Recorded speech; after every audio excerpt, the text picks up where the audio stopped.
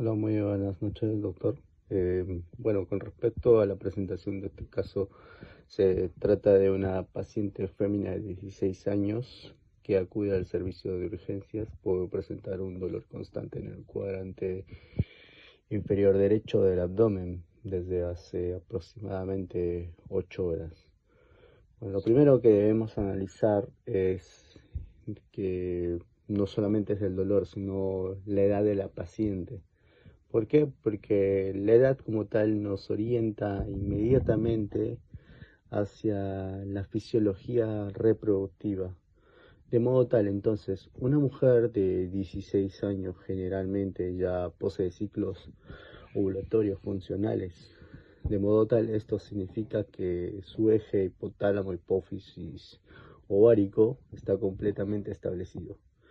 Bueno, de modo tal, al inicio entonces de esta pubertad ocurre esto por la reactivación del generador pulsátil de la GNRH localizado a nivel hipotalámico, ¿no? Y bueno, lo que hace que esta GNRH no se libera continuamente, sino que se secreta esto en forma de pulsos. De modo tal, esto es extremadamente importante porque si la GNRH fuera continua, los receptores hipoficiarios se desensibilizarían, de modo tal disminuiría la secreción tanto de LH como de FSH. De modo tal, por ello, entonces, que el organismo utiliza una secreción pulsátil, ¿no? Y cada pulso estimula lo que sería directamente a la ADN hipófisis para poder liberar ya sea la FSH, que es la hormona folículo estimulante, y la hormona luteinizante, que es la LH, ¿no? Estas dos hormonas como tal regulan absolutamente todo el ciclo menstrual, ¿bien?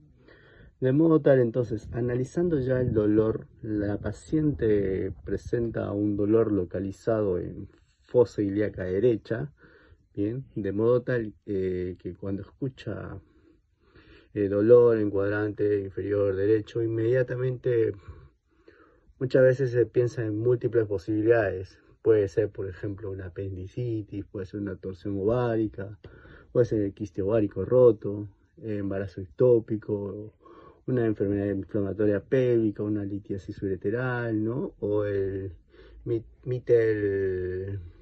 Mittelschmerz también, ¿sí? Perdón, no me sale bien ese nombre. De modo tal que entonces, por, porque hay tantas enfermedades, entonces de modo tal, siempre entonces hay que buscar un descarte. Anatómicamente siempre hay que sospechar, ¿no? De estas, un descarte clínico, ¿no? Pero más si nos adentramos un poquito más a ello, incluso podemos pensar también inclusive posiblemente anatómicamente un ciego, el apéndice vermiforme, el ilio terminal, el uréter derecho, el ovario derecho, la trompa uterina derecha, ¿no? Pero es decir, el diagnóstico diferencial en esto es amplísimo. Pero acá en este caso nos refiere que este dolor es constante, de modo tal que esta paciente refiere que este dolor cursa hace ya 8 horas, ¿no? Sin embargo, presenta un dato funcionalmente, fundamental, mejor dicho, ¿no? Que hace aproximadamente un mes, exactamente el mismo dolor, tuvo el mismo dolor, pero del lado izquierdo, ¿no? Entonces, ello detalladamente, bueno, en la práctica, bueno, cambia totalmente el razonamiento en cuanto a la parte clínica. ¿Por qué? Como tal, porque, bueno, por ejemplo, una enfermedad inflamatoria como la apendicitis no migra de un mes para otro. En cambio, el ovario, si nos podemos pensar, podría hacerlo, ¿sí? Ya que, bueno, durante un ciclo puede ovular el ovario izquierdo o en el siguiente puede ovular del lado derecho. Aunque la alternancia como tal no siempre es obligatoria, ya que, bueno, esto ocurre con mucha frecuencia. Y bueno, de modo tal, entonces este dato es altamente sugestivo, ¿no? Entonces, de dolor ovárico. De modo tal, entonces, al momento del dolor en el ciclo menstrual, bueno, acá como tal, la paciente, bueno, refiere que su menstruación terminó hace 11 días. Bueno, este dato es aparentemente sencillo, es probablemente el dato más importante, ¿no? Del caso. ¿Por qué? Bueno, si analizamos el ciclo menstrual como tal, el primer día de sangrado corresponde del día 1 del ciclo como tal. La menstruación dura aproximadamente entre 3 a 5 días, ¿no? Y esto nos indica que terminó hace 11 días, ¿no? Entonces, la paciente se encuentra aproximadamente entre los días 13 y 14 del ciclo. ¿Y qué ocurre entonces durante estos días? Claro, como tal en estos días, sería la ovulación, ¿no? Que, bueno, según la fisiología médica que nosotros conocemos, que las múltiples literaturas nos indican que entre el día 14 días antes, bueno, ocurre, ¿no? La ovulación.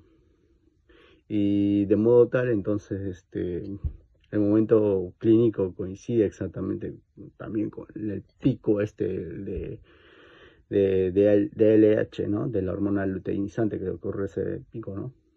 De modo tal, entonces, ¿qué ocurre entonces en el ovario en ese momento? Bueno, aquí sucede una serie de integraciones fisiológicas desde el inicio del ciclo, los diferentes o los varios folículos que empiezan a desarrollarse bajo influencia de la FSH. Inicialmente todos crecen, pero poco a poco solamente uno se vuelve dominante. ¿Por qué solo uno? Bueno, porque uno de ellos va a desarrollar una mayor cantidad de receptores para FSH, produce más estradiol e inhibina B, y esta inhibina a su vez disminuye la FSH. Y por tanto también al disminuir la FSH no solamente el folículo se vuelve más sensible a ello, sino que continúa creciendo de modo tal que los demás sufren entonces en consecuencia atresia. Este fenómeno como tal se lo conoce como selección folicular. Bien. Por otro lado, entonces, ¿de dónde sale entonces este estradiol? Bueno, aquí, bueno, interviene, bueno, la teoría de las dos células y las dos gonadotropinas, ¿no? De modo tal que la LH actúa sobre las células de la teca, y esta célula de la teca como tal posee colesterol, y a partir del colesterol se produce lo que sería la androstenediona, también testosterona, y por tanto la célula teca como tal no posee la aromatasa, ¿no? Entonces, bueno, por ello que los andrógenos difunden, ¿no?, hacia la célula de la granulosa. Y es aquí entonces que la FSH estimula recién lo que sería la aromatasa. Y esa aromatasa convierte lo que serían los andrógenos más estradiol, ¿no? En estradiol, mejor dicho, ¿no? Y por tanto, bueno, este mecanismo explica por qué se necesitan simultáneamente tanto FSH como FSH, ¿no? LH como FSH para poder producir lo que sean los estrógenos. Bien, de modo tal, entonces el cambio en cuanto al feedback, normalmente el estradiol ejerce un efecto inhibidor. Es decir, que más estradiol, en consecuencia menos GnRH, en consecuencia menos LH y por tanto menos FSH, ¿no? De modo tal entonces para cuando el estradiol permanece muy elevado durante aproximadamente 2 días, sucede algo extraordinario, ¿qué?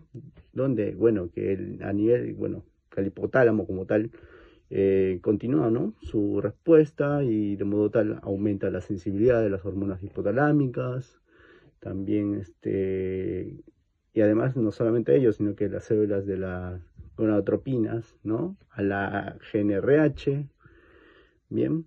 Y bueno, entonces aquí aparece un fenómeno de especie único en cuanto a la endocrinología, ¿no?, que el estradiol pasa de ser inhibidor a convertirse ahora en un estimulador, y esto produce el famoso pico de LH, que representa el evento endocrino más importante, por así decirlo, del ciclo menstrual. Bien, ¿y por qué rompe entonces esta LH del folículo?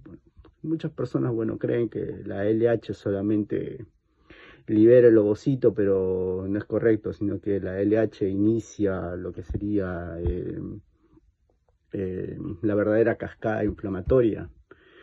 Aumenta por tanto la expresión de la COX-2, esta COX-2 produce prostaglandinas, las prostaglandinas generan vasodilatación, edema, aumenta la permeabilidad vascular, la contracción muscular del músculo liso, ¿no? Del ovárico, bueno, el músculo liso del ovario, ¿no? Y bueno, y al mismo tiempo, como tal, aparecen los metaloproteinasas, ¿sí? Metaloproteinasas de la matriz, ¿sí? También, de modo tal, estas enzimas, bien, destruyen lo que sería el colágeno de la pared folicular, también aumenta lo que sería la plasmina, y esa plasmina activa todavía más a las metaloproteinasas, y simultáneamente aparecen citocinas inflamatorias como el interleuquina 1, la 6, el factor de necrosis tumoral alfa, y finalmente, bueno, produce una gran intensa vascularización, ¿no? Y bueno, todo esto va a convertir a lo que sería la ovulación como tal en un fenómeno inflamatorio fisiológico.